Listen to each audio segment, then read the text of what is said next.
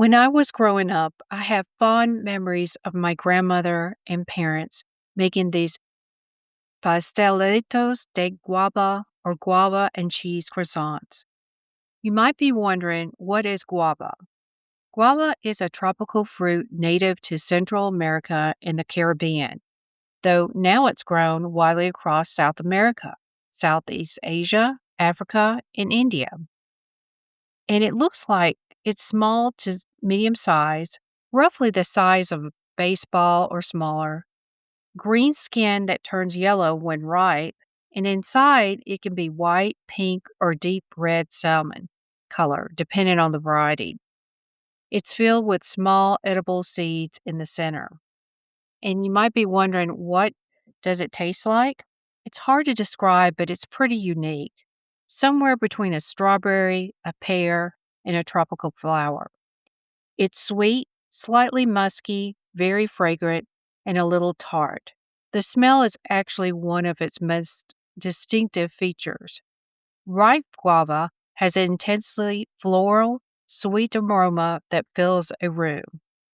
Nutritionally, guava is a remarkable, nutritious fruit. It's one of the highest fruit sources of vitamin C in the world, even beating out oranges by a significant margin.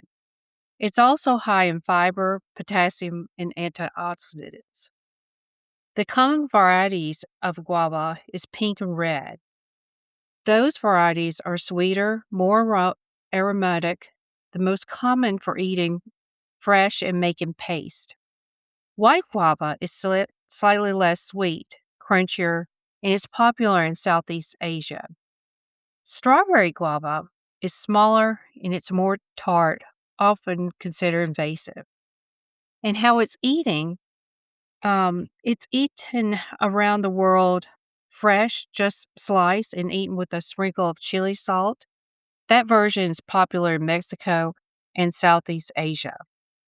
It's also used in juice, in drinks, and nectars, and it's also made into jam, jelly, and paste.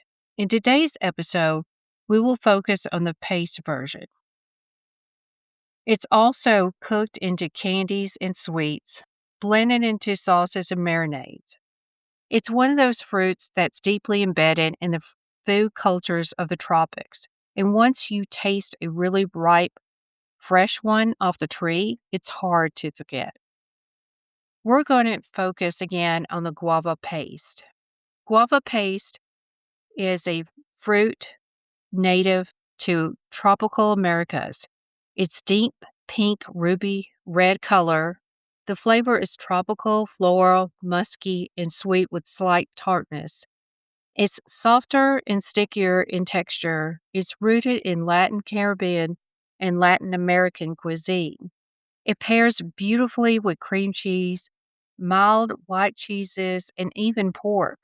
If you can't find guava at your local store, as an alternative, you could use quincy paste, which is also called membrito. It's made from the quincy fruit, and it's native to Middle East and Mediterranean. It has a golden amber to deep orange brown color, and the flavor is more delicate. It's more floral, lightly tart, almost like a cross between an apple and pear with rose notes. It's firmer and drier in texture, and it holds its shape better when sliced. It's rooted in Spanish, Portuguese, and Middle Eastern cuisines. The classic pairing is with manchego cheese on a Spanish charcuterie board or soft white cheese similar to manchego, which is like honey gouda served with Marcano almonds. What they have in common between guava and quincy paste, they're both made the same way. The fruit is cooked with sugar until very thick and set. Both are sold in blocks and slices, and both pairs well with cheese and pastry. And they can also be interchangeably in many recipes, though the profile or the flavor will shift noticeably. Which one should you use to what occasion? If you're going for tropical, vibrant, bold flavor, I would recommend the guava paste. If you're going for elegant, subtle European style, the quincy paste, membrillo. On a cheese board with manchego, I really think either or could go. Some folks are preferably with the quincy paste. That's a classic one, but I can see both being used. Um, if you want the recipe, please go to the blog site, but I will actually describe with the pictures that are in the video portion.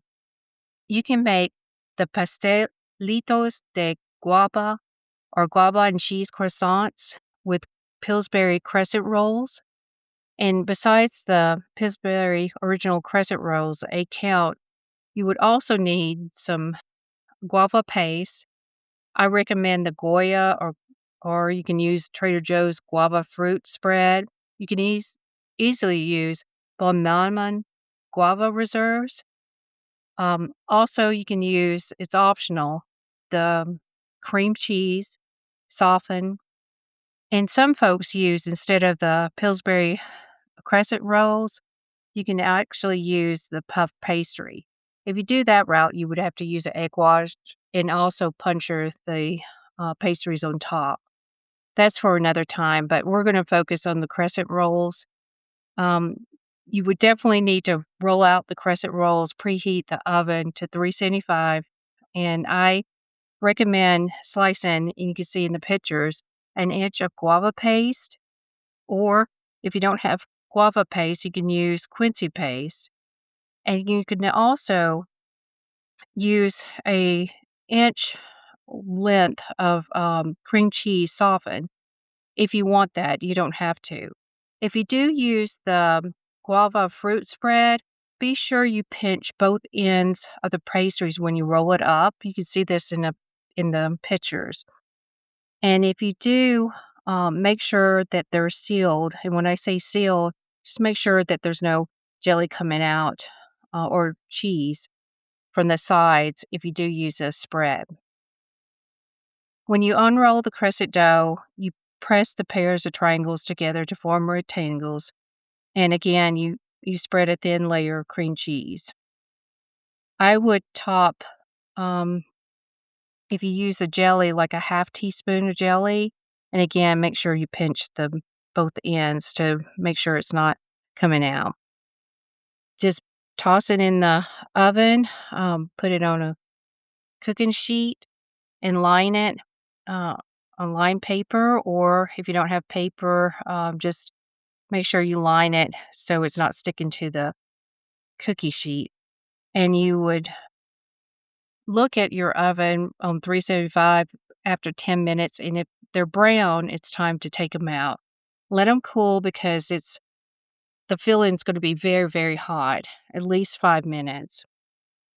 I hope this recipe will help you and your friends and family create a memorable, fun stories. For more information on Corn Seed Stories and other episodes, please go to cornseedstories.com and all other social medias. Thank you.